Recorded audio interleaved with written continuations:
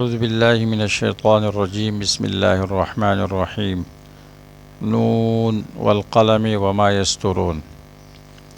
سورۃ القلم مکی صورت ہے۔ سورۃ العلق کے بعد نازل ہوئی ہے۔ نزول کے اعتبار سے 2 نمبر صورت ہے۔ یہ صورت ایک نام سے موسوم ہے۔ سورۃ النون 2 ناموں سے موسوم ہے۔ پہلا نام القلم، دوسرا نام نون۔ نون اس کا نام اس لیے ہے کہ سورت کی ابتدا اس لفظ سے ہوئی ہے، اور القلم نام اس لیے ہے کہ اللہ تعالیٰ نے سورت کی شروع میں قلم پر قسم کھائی ہے، والقلم وما یسطرون، قسم ہے قلم کی اور ان انگلیوں کی جو لکھتے ہیں۔ پہلی صورت کے ساتھ اس کا ربط، پہلی صورت میں توحید ثابت کی گئی، اب اس صورت میں دعوت الی التوحید کے لیے تشجیع ہے۔ نمبر 2، پہلی صورت میں توحید کا بیان تھا، اب صداقت رسول کا بیان ہے۔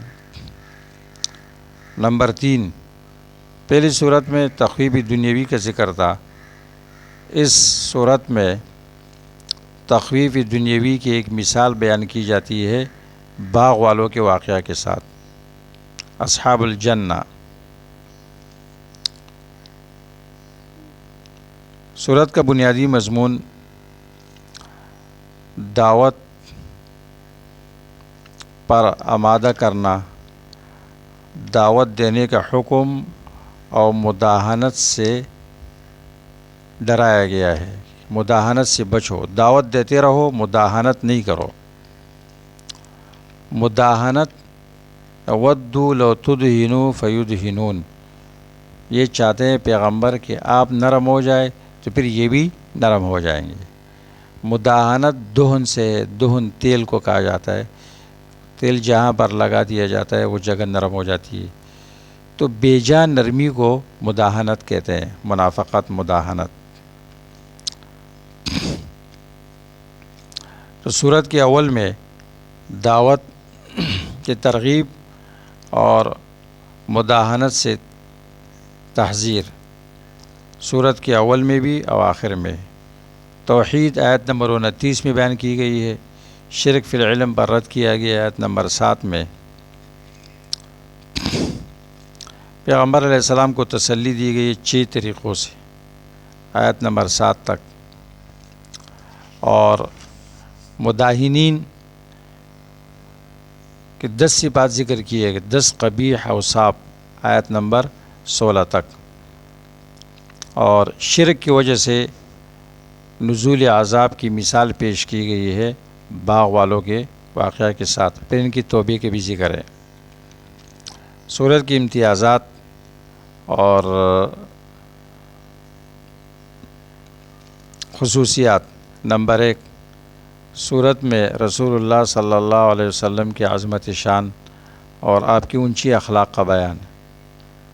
نمبر 2، مداہنین منکرین کی قبیح اخلاق کا بیان۔ نمبر 3، باغ والوں کی حالت کا بیان۔ نمبر 4، صاحب الحوت، مچھلی والے پیغمبر کا ذکر ہے۔ اس میں اللہ نے اپنے پیغمبر کو صبر کا حکم دیا کہ اللہ سے مدد حاصل کرو، فاصبر لحکم ربک، اور یونس علیہ السلام کی طرح مت بنو، ولا تکن کصاحب الحوت۔ یونس علیہ السلام کو یہاں صاحب حوت سے تعبیر کیا گیا ہے، یہ سورت کی خاصیت ہے۔ سورت القلم یا سورت نون کے فوائد و لطائف کا بیان۔ سورت کا بنیادی محور اونچی اخلاق کی طرف دعوت اور گھٹیا قسم کے اخلاق کو چھوڑنے کا حکم۔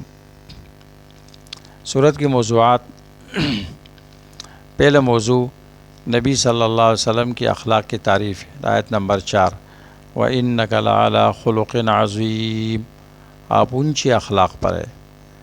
عائشہ رضی اللہ عنہ سے پوچھا گیا تھا آپ کے اخلاق کے بارے میں، فرماتی تھی خلقہ والقرآن، آپ کے اخلاق قرآن کریم میں۔ دوسرا موضوع برے اخلاق کی مذمت۔ برے اخلاق کیا ہے؟ غیبت، جھوٹ، فحش اور کثرت سے جھوٹے قسم کھانا۔ آیت نمبر 10 سے آیت نمبر 13 تک۔ تیسرا موضوع باغ والوں کا قصہ اس میں ذکر کیا گیا ہے، اور اس قصے میں بخل کی مذمت ہے۔ ان کا باپ جو حصہ دیتا تھا، بیٹوں نے کہا اب ہم نہیں دیں گے، بخل کیا، اب غلط ارادہ کیا، جب گئے تو باغ نہیں تھا آگے۔ آیت نمبر 17، آیت نمبر 33۔ چوتھا موضوع اس میں حسد کی مذمت ہے، آیت نمبر 50۔ سورت میں اللہ تعالیٰ نے قلم پر قسم کھائی ہے، نون والقلم۔ علم اور کتابت کی اہمیت بیان کرنے کے لیے اللہ نے قلم پر قسم کھائی ہے۔ فرشتوں کا قلم، لوح محفوظ میں لکھنے والے فرشتوں کی قلم، مورخین کا قلم اور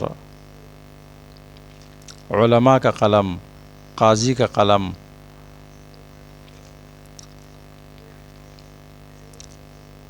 اللہ تعالیٰ نے باغ والوں کو سزا دی۔ کس طرح؟ ان کا باغ ہلاک ہو گیا، حالانکہ ابھی انہوں نے گناہ پر عمل نہیں کیا تھا، صرف انہوں نے رات کو مشورہ کیا۔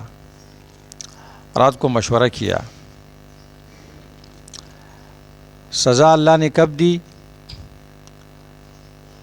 گناہ پر عمل کرنے سے پہلے صرف رات کو ارادہ کیا تھا اور نیت کی تھی۔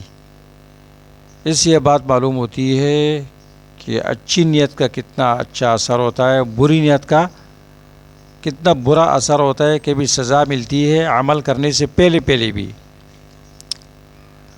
اس وجہ سے کہ جب نیت دل کے اندر قرار پکڑتی ہے اور انسان کرنے کا عزم کر لیتا ہے، تو وہ اللہ کے عذاب سے نہیں بچ سکتا ہے، کیونکہ وہ کرنے والے کے حکم میں ہو جاتا ہے۔ اس لیے انسان کو اپنی نیت کی نگرانی کرنی چاہیے، اور اپنی نیت کو اور اپنے ارادوں کو درست کرنا چاہیے۔ آیت نمبر 42 میں اللہ تعالیٰ کے لیے صفت ساق کا اس بات کیا گیا ہے، یوم یکشف عن ساق، ساق کی تجلی۔ یہ وہ علامت ہوگی کہ اس کے ذریعے ہم قیامت کے دن اللہ تعالیٰ کو اپنے رب کو پہچانیں گے۔ یہ ہمارے درمیان اور رب کے درمیان ایک علامت ہوگی۔ صحیح حدیث میں اس کی یہ تفسیر آئی ہے، رواہ البخاری ہو۔